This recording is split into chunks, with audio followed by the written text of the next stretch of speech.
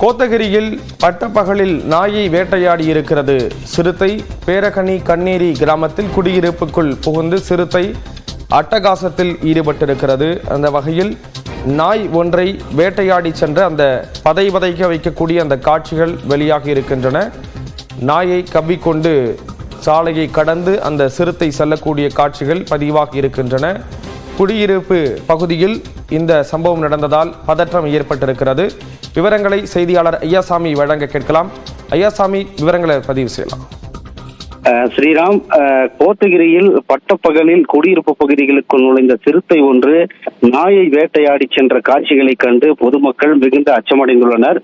குறிப்பாக கோத்தகிரி மற்றும் அதன் சுற்றுப்பகுதிகளில் சிறுத்தைகளின் நடமாட்டம் என்பது நாளுக்கு நாள் அதிகரித்துள்ளது.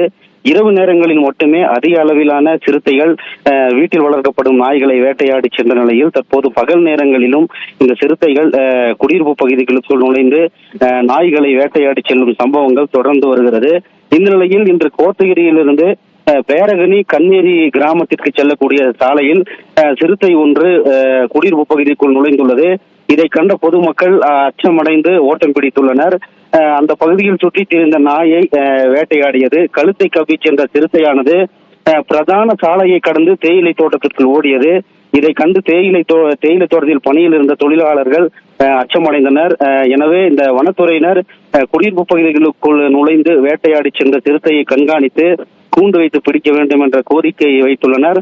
நாள்தோறும் இந்த தேயிலை தோட்டங்களில் பணிக்கு செல்லும் தொழிலாளர்கள் இந்த சிறுத்தை நடமாட்டம் காரணமாக மிகுந்த அச்சமடைந்துள்ளனர். ஸ்ரீராம், விவரங்களை வழங்கியதற்கு நன்றி ஐயாசாமி.